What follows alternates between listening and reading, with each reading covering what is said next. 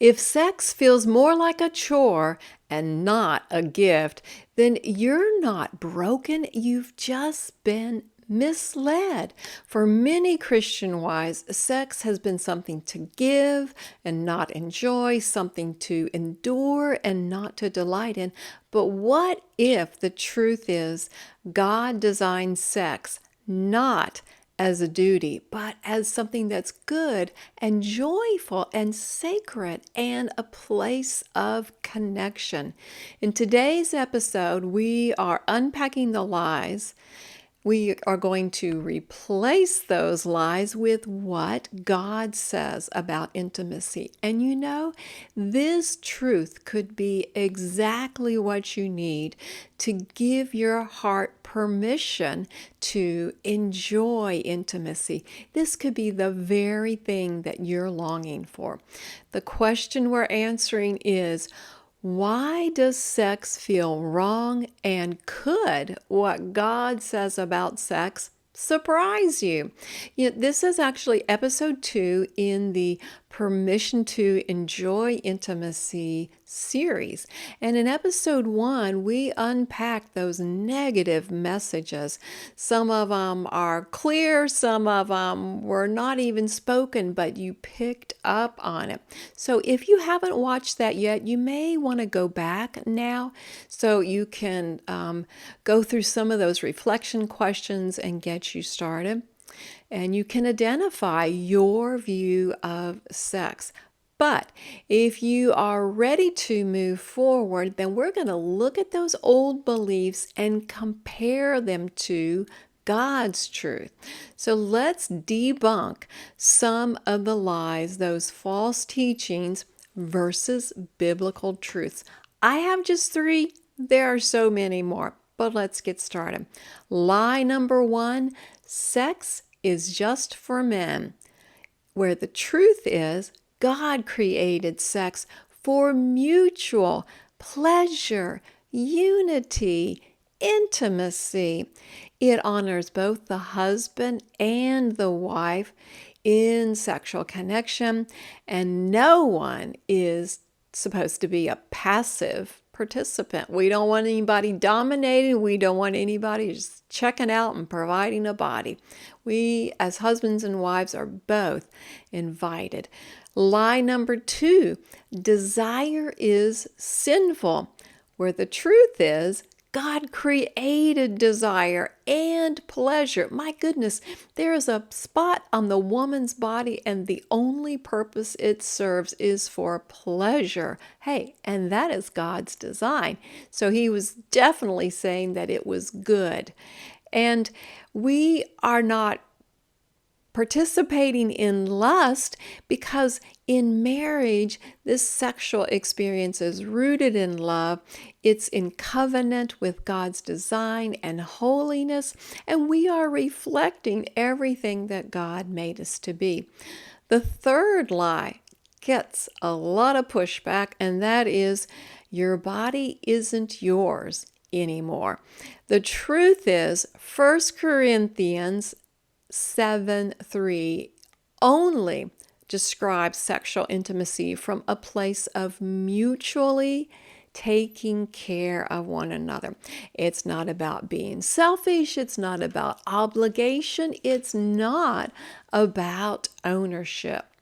So let me give you a vision, just cast a vision what sex could be in Christian marriage. And I believe that all of these things are available from God and his design. I actually use the word gifts as an acronym to convey my theology of sex. I certainly go back to the book of Genesis when God made Adam and Eve. He said it was good. As a matter of fact, he even said it was very good. And I want to tell you that goes with the letter G. G stands for good. He called his creation good. He knew the fit, the form, the function of Adam and Eve, and that sex was full of benefits. all of the good that's there. We could say more, but I'll go on. The I stands for intimate. This is not just a physical act with the body. Oh no, it's a personal inner knowing, this private, beautiful place just for a husband and wife together, where they grow in their oneness and connection. The F stands for fierce.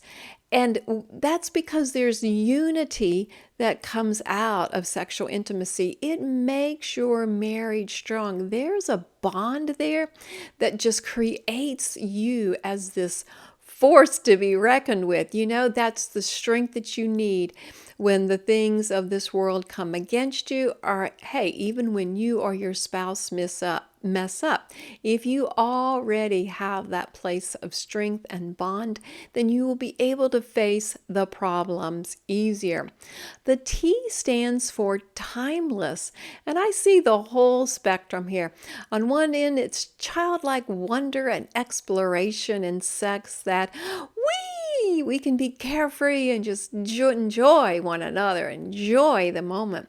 And then on the other side of the spectrum, there's this maturing and adapting to one another as you age, as you have stresses and issues, because there's security.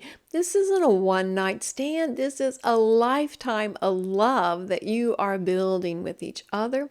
And then we get to the S. S stands for sacred. It is set apart. God designed sex and marriage. It's holy. It's not just hot. It's holy. It is bringing heaven to earth because you are reenacting the covenant. And it is a reflection of God's character. So many good things waiting for you in your marriage.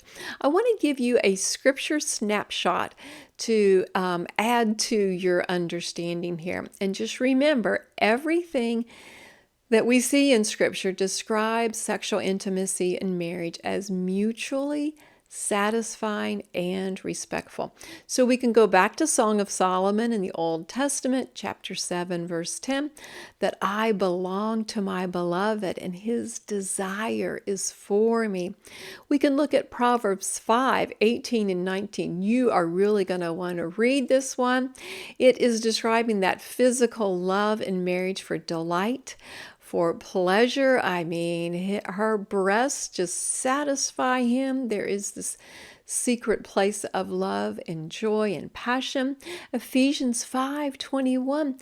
This is where a husband and wife mutually submit to one another and bond to one another. That's the foundation for the best intimacy.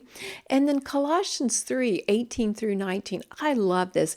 It describes how the wife is tenderly devoted to her husband and how the husband has cherishing love for his wife, and he's never insensitive or not to be insensitive to her. All of those communicate this wonderful place of intimacy. But I want to give you some challenge questions to help you process this a little more for yourself. First of all, what lies am I leaving behind today?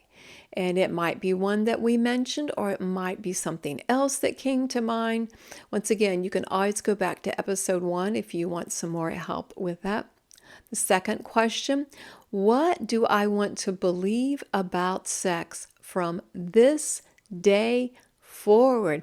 Did you receive some of that vision cast for you about what it can be, all of the good? And then the third question, how does seeing sex as sacred change how I approach it? Does it make a difference to you? If you've never seen it that way before, I want you to really ponder that.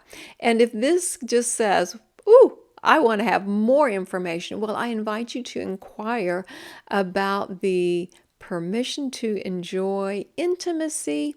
It's a 5-part guide to help you let go of shame and pain and pressure so you can reclaim God's design for intimacy in your marriage. And I want you to stay tuned for episode number 3. We're going to talk about how to release the shame and move from a place of guilt to a place of grace. Thanks so much for joining me today. And remember, God's design for a thriving marriage is an intimate connection in spirit, soul, and body.